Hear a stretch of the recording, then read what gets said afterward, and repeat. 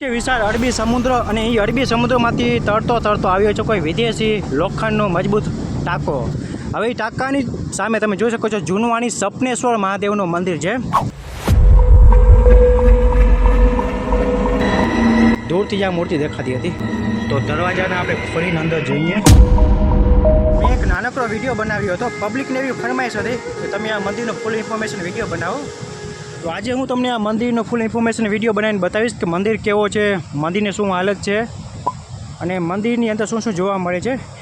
જુઓ તમે ચારો તરફ ખંડર થઈ ગયું છે।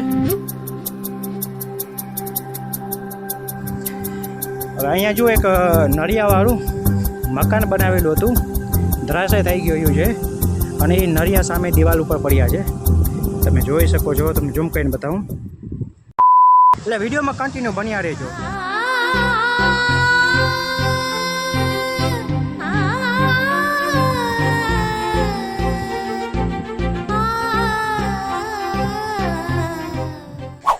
તો ચાલો જે મંદિરનો મેઇન ગેટ છે ત્યાં જઈને મંદિરની અંદર પ્રવેશ કરીએ અને મંદિરની કેવી હાલત છે, શું શું ત્યાં જોવાલાયક સ્થળ આપણે જોવા મળે છે। આ છે નાનકડો ગેટ જે ડેલી કહેવાય ગુજરાતીમાં, ત્યાંથી આપણે પ્રવેશ કરીને મંદિરના ફળિયામાં જઈશું। હવે મંદિરના ફળિયામાં આવતા જ આપણે ચારો તરફ તૂટેલા ફૂટેલા પથ્થરો જોવા મળે છે અને ઘણો બધો ત્યાં કચરો જોવા મળે છે અને સામે આપણે માતાજીની મૂર્તિ દેખાઈ રહી છે, ત્યાં પણ આપણે જાશું, દર્શન કરશું। એ વિડીયોમાં કન્ટિન્યુ બન્યા રહેજો। જો તમે હજી સુધી વિડીયો જોઈ રહ્યા છો તો કોમેન્ટમાં સપનેશ્વર મહાદેવ વિશે કોઈ કોમેન્ટ કરી દેજો। પહેલાં તો ચાલો આપણે મહાદેવનું દર્શન કરી લઈએ, મંદિર કેવું છે, મૂર્તિ કેવી છે બતાવું, પછી બહારનો વ્યૂ તમને બતાવીશ। નંદી મહારાજ દરિયાની ખારી હવામાં થોડાક ખંડિત થઈ ગયા છે, કાચબા મહારાજ થોડીક સારી હાલતમાં છે અને આ છે મેન મૂર્તિ। મહાદેવના દરવાજા ખુલ્લા જ હતા, તો આ છે સપનેશ્વર મહાદેવની મોટી લિંગ। મંદિર અંદરથી ખૂબ જ સારી કન્ડિશનમાં છે અને અહીંયા અંદર પણ તમને મોટો ઘંટ જોવા મળશે। અત્યારના સ્થાનિક લોકો એવું કહે છે કે લોકોને સપના આવતા હોય અને તેના સપના પૂરા કરવા માટે આ મહાદેવની માનતા કરે, તેની સેવા કરે, દર્શન કરે તો તેના સપના પૂરા થઈ જતા હતા, એટલા માટે તે મહાદેવનું નામ સપનેશ્વર મહાદેવ રાખવામાં આવ્યું। અહીંયા એક નાનકડી માતાજીની મૂર્તિ છે, એ આપણે થોડીક પ્રવાહિત કરી રહી હતી, દૂરથી જ આ મૂર્તિ દેખાતી હતી। હવે આ માતાજી કોણ છે એનું કોઈ પણ નામ અહીંયા લખેલું નથી। હવે અહીંયાના કોઈ સ્થાનિક લોકો વિડીયો જોતા હોય તો કોમેન્ટ કરજો, આ માતાજી કોણ છે, તેની મૂર્તિ અહીંયા શું કામ બેસાડવામાં આવી છે, શું ત્યાં કોઈ પૂજારી હતા, અહીંયા કોઈ અહીંયા સમાધિ છે, કોઈ અહીંયા સ્થાનિક લોકોને ખબર હોય તો કોમેન્ટ કરજો। હવે મંદિરની ચારો તરફ દિવાલો ધરાશાય થઈ રહી છે, મોટા મોટા અહીંયા જંગલી બાવેરાઓ વૃક્ષો થઈ ગયા છે, કોઈને કાપવાનો ટાઈમ નથી, ચારો તરફ કચરો પડ્યો છે।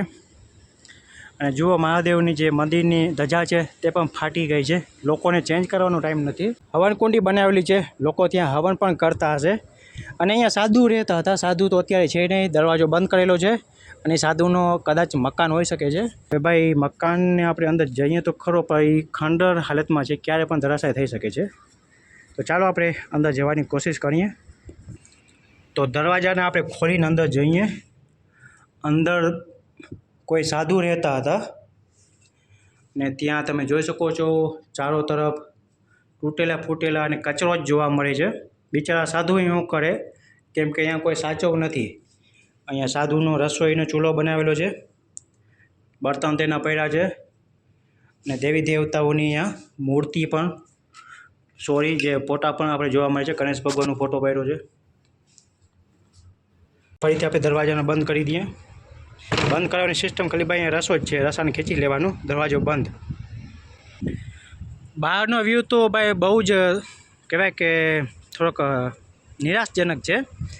જગ્યાએથી દિવાલો પડી રહી છે, ખૂબ જ કચરો છે। મહાદેવ આપણા હિન્દુના જ દેવ છે, છતાં પણ હિન્દુ લોકો તેને સાચવતા નથી। પ્લીઝ આપણે અહીંયા બાળકો સ્ટીકર આપીએ છીએ, જો તમે હિન્દુ છો અને મંદિરને સાચવવા માંગો છો તો તમારાથી થાય એટલો દાન કરજો, ખૂબ સારું દાન મળશે તો અહીંયા આપણે ગજિયાઓની ખૂબ પાકી દિવાલ બનાવીશું અને વધારે દાન થશે તો જ આપણે કામ કરી શકીશું। બાકી જે લોકો દાન કર્યું હશે, ઓછો દાન થશે તો તેને આપણે પાછું દાન આપી દઈશું। તો આ મંદિરને સાચવવાની જરૂર છે। તો આ વિડીયો આગળ જરૂર શેર કરજો, વિડીયોને લાઈક કરવાનું ભૂલતા નહીં અને થઈ શકે તો મંદિરને સાચવવાનું છે તેના માટે દાન કરજો। તમારાથી દાન ન થાય તો વિડીયો તમારા મિત્રોને મોકલજો. 5 લોકોને મોકલશો, 5 લોકોમાંથી એક તો ભાઈ દાન કરશે. તો આપણે કોઈ દાન રાખવાનું નથી, આ મંદિર ઉપર જ ભાઈ કામ કરવાનું છે.